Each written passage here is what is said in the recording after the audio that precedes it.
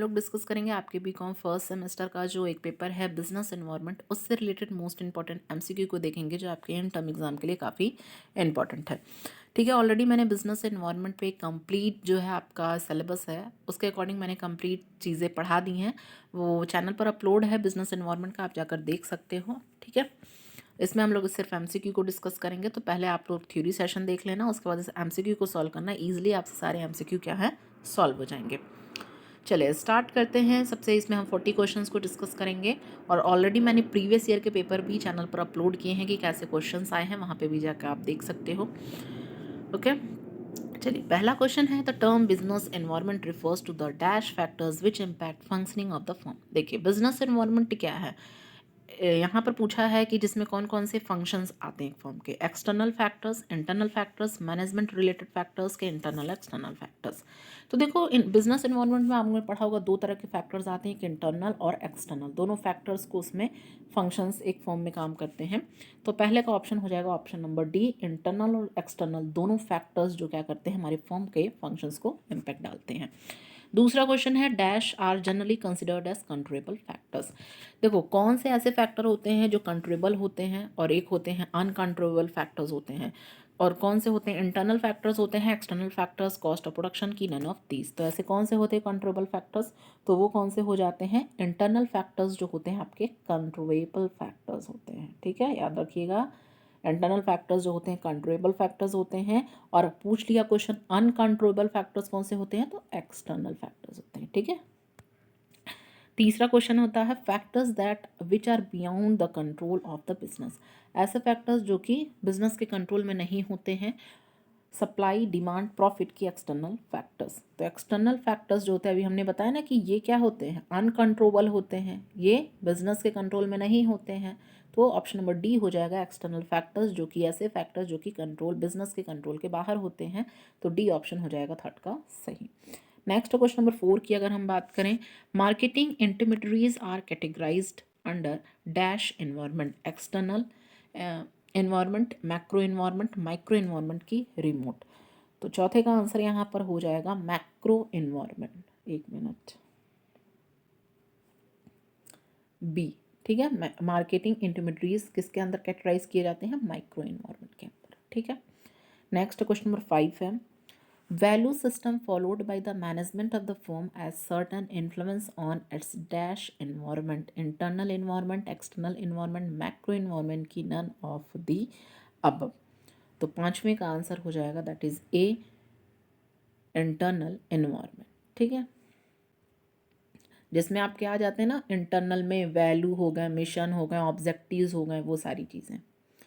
Question number 6 है, विच among the following is a part of micro environment. कौन सा इसमें से माइक्रो इन्वायरमेंट का पार्ट है, कस्टमर्स हैं, सप्लायर हैं, कस्टमर्स हैं, सप्लायर्स हैं, कॉम्पिटिटर्स हैं, कि ऑल ऑफ दी अबव हैं। तो इसमें से कौन सा जो है पार्ट होते हैं माइक्रो इन्वायरमेंट के, तो ऑप्शन नंबर डी सारे के सारे हमारे किसके पार्ट होते हैं, माइक्रो इन्वायरमेंट के। नेक्स्ट क्वेश्चन नंबर 7 है, macro environment consist of political system, demographic factors, culture of the society, की D all of the above. तो मैक्रो इन्वायरमेंट में कौन कौन सी चीज़ें हमारी आ जाती हैं, तो सारी की सारी चीज़ें आ जाती हैं, पॉलिटिकल, डेमोग्राफिक फैक्टर्स, कल्चर, सारी चीज़ें उसमें आ जाती हैं, इकोनॉमिकल, सोशल, पॉलिटिकल, वो सारी चीज़ें मैक्रो इन्वायरमेंट में आ जाती हैं। नेक्स्ट क्वेश्चन नंबर 8 है, entry barriers include capital requirements, monopoly, requirements of investment, की ऑल ऑफ दी अबव। तो यहाँ पर सारे के सारे क्या होते हैं एंट्री बैरियर्स में इंक्लूड किए जाते हैं, चाहे वो कैपिटल रिक्वायरमेंट हो, मोनोपोली हो, requirement of investment, that is option number D. Next question number 9 है, low income economies are also called. Low income economies को हम किस और नाम से जानते हैं, third world, underdeveloped nations, developing nations की सेकेंड वर्ल्ड। तो लो इनकम इकोनॉमीज को हम किस और नाम से जानते हैं, तो that is third world. A option हो जाएगा सही। नेक्स्ट क्वेश्चन नंबर 10 है, dash sector contributes more than 70% of world GDP, agriculture, service, automobile, manufacturing. तो ऐसा कौन सा सेक्टर है जिसमें क्या होता है 70% से भी ज़्यादा क्या है कंट्रीब्यूट किया जाता है, तो 10वें का आंसर हो जाएगा that is option number C, service sector में। नेक्स्ट क्वेश्चन नंबर 11 है the analysis which help us to diagnose the competitive forces and to identify the strength and weakness. ऐसा कौन सा एनालिसिस है जिसमें हम ये डायग्नोज कर पाते हैं कि क्या स्ट्रेंथ है हमारी, क्या वीकनेस है, क्या अपॉर्चुनिटीज़ हैं। वो यहाँ पर सिर्फ स्ट्रेंथ और वीकनेस पूछा, उसे हम किस नाम से जानते हैं? सॉट analysis, competitive analysis, structure analysis की फाइनेंशियल एनालिसिस। तो यहाँ 11 का ऑप्शन हो जाएगा that is B, structural analysis. क्या होता है? स्ट्रक्चरल एनालिसिस हो जाएगा आपका आंसर, बिल्कुल सही। नेक्स्ट है a mission statement explain dash of a firm. एक मिशन स्टेटमेंट क्या एक्सप्लेन करता है फर्म का? फिलॉसफी, स्कोप, टास्क की ऑल ऑफ दी अबव। तो ये सारी की सारी चीज़ें क्या है? डिफाइन करता है, एक्सप्लेन करता है। एक मिशन, फिलॉसफी भी, स्कोप भी, टास्क भी एक फर्म को डिस्क्राइब करता है। नेक्स्ट क्वेश्चन नंबर 13 है strategy of form is shaped by. एक फॉर्म की स्ट्रैटेजी हो किसके द्वारा बनाई जाती है, शेप्ड की जाती है? मिशन, ऑब्जेक्टिव, सॉर्ट की ऑल ऑफ दी अबव। तो 13 का आंसर हो जाएगा ऑप्शन नंबर डी। सारे के सारे क्या होते हैं? अगर एक फर्म की स्ट्रेटजी हम सेट कर रहे हैं, शेप्ड कर रहे हैं, तो वहाँ पे हमें मिशन, शॉर्ट, ऑब्जेक्टिव सारी चीज़ों की ज़रूरत होती है। नेक्स्ट क्वेश्चन नंबर 14 है dash process by which a firm determine whether their strategic choice is as implemented in the meeting the objective. ऐसा कौन सा प्रोसेस जिसमें फर्म डिटरमाइन करता है उसकी स्ट्रेटेजिक जो भी चॉइसेस हैं जिसके द्वारा हम उसको इम्प्लीमेंट करेंगे तब हम अपने ऑब्जेक्टिव्स को क्या करेंगे? पहुँच पाएंगे। Evolution of strategies, sort analysis, screening of strategies की नन ऑफ दीज। 14 का आंसर हो जाएगा that is option number D. ठीक है।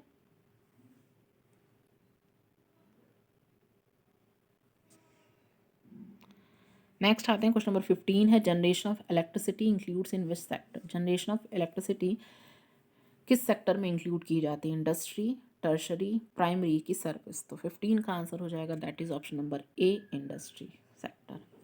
नेक्स्ट क्वेश्चन नंबर 16 है commodities are the good produced by dash sector. Commodities जो वो गुड्स हैं जो प्रोड्यूस की जाती हैं किस सेक्टर के द्वारा? प्राइमरी सेक्टर के द्वारा, सेकेंडरी सेक्टर के द्वारा, टर्शरी की नन ऑफ दीज। तो 16 का आंसर हो जाएगा वो प्राइमरी सेक्टर के द्वारा। नेक्स्ट है question number 17 dash involves all those activities encompassing the trade in goods and services. ऐसी कौन सी एक्टिविटीज़ हैं जो कि किसमें गुड्स एंड सर्विसेज का व्यापार करती हैं? बिजनेस एक्टिविटीज़ कौन सा है? कॉमर्स, इकोनॉमिक एक्टिविटी की ट्रेडिंग। तो 17 का आंसर हो जाएगा C, that is your commerce involves the trade in the goods and services. Next है क्वेश्चन नंबर 18 है dash industries receive raw material as input and dispense intermediaries या finished goods. तो ऐसी कौन सी इंडस्ट्री है जिसमें क्या होती है? रॉ मटेरियल को रिसीव करती है एज ए इनपुट और फिर डिस्पेंस करती है इंटरमीडिएट एज उसको फिनिश्ड गुड्स या फिनिश्ड प्रोडक्ट की तरह। तो प्राइमरी इंडस्ट्रीज है टेक्सटाइल, मैन्युफैक्चरिंग की एलाइड। तो 18 का आंसर हो जाएगा that is option number B, that is your manufacturing industries, जो कि क्या करती है? रॉ मटेरियल रिसीव करती है एज ए इनपुट और डिस्पेंस करती है एज अ फिनिश्ड प्रोडक्ट आपका। ठीक है। नेक्स्ट क्वेश्चन नंबर 19 है dash is a form of oligopoly which where some degree of differentiation exist between product of different firm. देखिए ये मार्केट का क्वेश्चन है आपका, टाइप्स ऑफ मार्केट की। ऐसा कौन सा फॉर्म ऑफ ओलिगोपॉली पूछा जहाँ पर कुछ डिफरेंशिएशन रहता है, एग्जिस्ट करता है किसी भी प्रोडक्ट में? परफेक्ट ओलिगोपॉली, इम्परफेक्ट ओलिगोपॉली, डिओपॉली की मोनोस्पोली। तो 19 का आंसर हो जाएगा ऐसा कौन सा है? That is option number C, imperfect oligopoly. Next question number 20 है following are the features of perfectly competitive industry. Following किसके फीचर्स होते हैं एक परफेक्टली कॉम्पिटिटिव इंडस्ट्री के? Free entry and exit, large number of the firms, mobility of factors की all of the above. तो 20 का answer हो जाएगा यहाँ पर आपका ऑप्शन नंबर डी। सारे के सारे क्या होते हैं? एक परफेक्टली कॉम्पिटिटिव इंडस्ट्री के फीचर्स होते हैं। नेक्स्ट क्वेश्चन नंबर 21 है dash industries provide essential inputs for the development of other industries and economy. ऐसी कौन सी इंडस्ट्रीज है जो एसेंशियल इनपुट्स प्रोवाइड की जाती है किस लिए? For the development of other industry economy के लिए। कैपिटल गुड्स इंडस्ट्रीज होती हैं, सर्विस सेक्टर, अलाइड इंडस्ट्रीज की बेसिक इंडस्ट्रीज। तो 21 का आंसर हो जाएगा that is option number D, basic industries. Next question number 22 है dash are the goods undergone manufacturing process and are mean for further processing. Intermediate goods, semi finished goods, work in progress की none of the above. तो 22 का answer यहाँ पर हो जाएगा option number B, that is work in progress, WIPD से हम बोलते हैं। नेक्स्ट क्वेश्चन नंबर 23 है dash is the process of analysing the environment. for the identification of the factors which impact on the business. Environmental analysis, environmental scanning करते हैं कि business analysis करते हैं कि factor analysis करते हैं। तो 23 का आंसर हो जाएगा ऑप्शन नंबर सी कि ऐसा प्रोसेस है इन्वायरमेंटल स्कैनिंग का, ऐसा प्रोसेस जहाँ पर हम इन्वायरमेंट को क्या करते हैं, वहाँ पर इंटरनल एक्सटर्नल को स्कैन करते हैं, जितने भी फैक्टर्स हमारे बिजनेस पर प्रभाव डालते हैं, इम्पैक्ट डालते हैं। Next 24 dash is the technique use to forecast the occurrence of complex environmental events, scenario analysis, business forecast, economic forecast की demand forecast। तो 24 का आंसर हो जाएगा that is option number A, scenario analysis. Next 25 dash is a part of economic policy of a country, इसमें से कौन सा ऐसा पार्ट है economic policy of the country, industrial policy, import policy, export policy की all of the above. तो 25 का answer हो जाएगा कि सारे के सारे किसके पार्ट हैं, इकोनॉमिक पॉलिसी ऑफ कंट्री के क्या हैं, ये सारे के सारे आपके पार्ट हैं। नेक्स्ट है क्वेश्चन नंबर 26 की हम बात करें, approaches of the government towards public expenditure and revenue को क्या कहा जाता है, बजट कहा जाता है, मॉनेटरी पॉलिसी कहा जाता है, फिजिकल पॉलिसी की इंडस्ट्रियल पॉलिसी। तो क्या कहा जाता है, इसे हम फिजिकल पॉलिसी कहते हैं। ठीक है, पब्लिक एक्सपेंडिचर और रेवेन्यू की बात हो रही है। Next 27 monetary policy in India किसके द्वारा बनाई जाती है, monetary policy in India is framed bye किसके द्वारा, आरबीआई के द्वारा, मिनिस्ट्री ऑफ फाइनेंस के द्वारा, मिनिस्ट्री ऑफ कॉरपोरेट अफेयर्स के द्वारा, की प्लानिंग कमीशन के द्वारा। तो ये बनाई जाती है आपकी रिजर्व बैंक ऑफ इंडिया के द्वारा, आरबीआई के द्वारा। नेक्स्ट 28 है which of the following is a part of monetary policy decision, fixing SLR, fixing CRR, demonetization की ऑल ऑफ दी अबव। इसमें से कौन से एक मॉनेटरी पॉलिसी डिसीजन का पार्ट है, तो 28 का आंसर हो जाएगा दैट इज डी, सारे के सारे क्या होते हैं, एक पार्ट होते हैं मॉनेटरी पॉलिसी डिसीजन के, सीएलआर फिक्स करने में, सीआरआर, एसएलआर और डिमोनेटाइजेशन फिक्स करने में। चलिए नेक्स्ट है 29 SOES stand for single on enterprises, state on enterprises की, सोसाइटी ऑन एंटरप्राइजेस की, नन ऑफ दीज। तो यहाँ पर SOE स्टैंड फॉर क्या हो जाएगा आपका, state on enterprises, option number C. Next है 30 number question, ICSR stand for Indian council for scientific research, Indian council for strategic research, Indian council for society research की, none of these.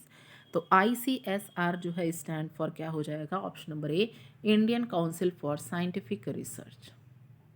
ठीक, next question number 31 UNC UNCTAD stand for united nations committee on trade and development. देखिए बहुत ज़्यादा full form में आपके exam में पूछे जाते हैं, तो याद रखिएगा, united nation conference on trade and development. C है union of national committee on trade and commerce की, none of the above.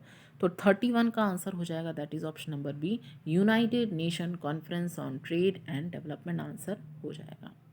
Next 32 dash refers to the system of moral principles and rules of conduct applied to the business. ऐसा कौन सा system है जहाँ पर moral principal और rules को apply किया जाता है बिजनेस में, value of business, business ethics, social responsibility, ethical code of conduct. तो 32 का आंसर हो जाएगा सी, बिजनेस एथिक्स में क्या होता है, वो सारे मॉरल प्रिंसिपल्स को बताया जाता है, वो रूल्स ऑफ बताए जाते हैं जो बिजनेस में अप्लाई किए जाते हैं।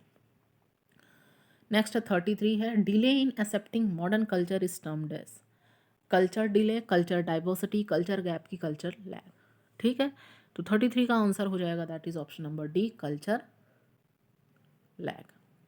नेक्स्ट है 34 which among the following is a climate of social responsibility of the business, shareholders, local community, consumers की, ऑल ऑफ दी अबव। तो इसमें से कौन सा क्लाइमेट जो है सोशल रिस्पॉन्सिबिलिटी ऑफ बिजनेस है, तो 34 का सारे के सारे हमारे हैं, share holders, consumers, local community, सारे के सारे। Next 35 dash is a tool for evaluating how satisfactory a company has discharged its social responsibility, social audit, company audit, internal check, internal audit. तो 35 का आंसर हो जाएगा आपका A, that is social audit. एक ऐसा टूल है जो कि एवलेट करता है। ठीक है, C next question, CSRS stand for company social reform committee, corporate social responsibility committee, committee for social responsibility commitment की, नन ऑफ दीज। 36 का आंसर हो जाएगा that is your B, corporate social responsibility committee इसका full form हो जाएगा। Next question number 37 है dash is an organised movement to protect rights and powers of buyers in relation to seller, consumerism MRTP या consumer protection act की consumer code. तो ऐसा कौन सा इसमें से ऑर्गेनाइज्ड मूवमेंट है जो कि राइट्स को प्रोटेक्ट करता है? A power of buyers in relation to shares. तो 37 का आंसर हो जाएगा, that is option number A, consumerism. Next 38 number question देखते हैं। कंज्यूमर प्रोटेक्शन एक्ट को कब लाया गया था? 1989 में। किस साल? 1986, 1981, 1985। तो 38 का आंसर हो जाएगा, that is option number C, 1986। Next question number 39 की बात करें। National commission for consumer disputes redressal को कब फॉर्म किया गया था? 1988, 1999, 2009, 1991। तो 39 का आंसर हो जाएगा, that is option number A. Last question को देखते हैं, क्वेश्चन नंबर 40। IRDA एक्ट को कब, किस साल पास किया गया था? इन द ईयर 1991, 1990, 1990 की 2009। तो 40 का आंसर हो जाएगा, that is option number C, 1999। तो ये आपके बिजनेस इन्वायरमेंट के 40 MCQ डिस्कस किए हैं, और सारे भी MCQ को हम लोग और आगे वाली वीडियोज़ में हम लोग डिस्कस करेंगे। ठीक है, PDF चाहिएगा तो आप लोग टेलीग्राम लिंक से ज्वाइन हो जाना, वहाँ पर आपको इसका PDF मिल जाएगा। वीडियो अच्छा लगा हो तो प्लीज़ वीडियो को आप लाइक करें, शेयर करें। अभी तक चैनल को सब्सक्राइब नहीं किया तो प्लीज़ सब्सक्राइब कर लें, क्योंकि जितने भी आपके नोट्स हैं, PDFs हैं, जितने भी आपके एग्जाम पॉइंट व्यू से इंपॉर्टेंट टॉपिक्स हैं, इंपॉर्टेंट MCQ हैं, वो सारी चीज़ें यहाँ पर आपको मिलेंगी। Okay, thank you.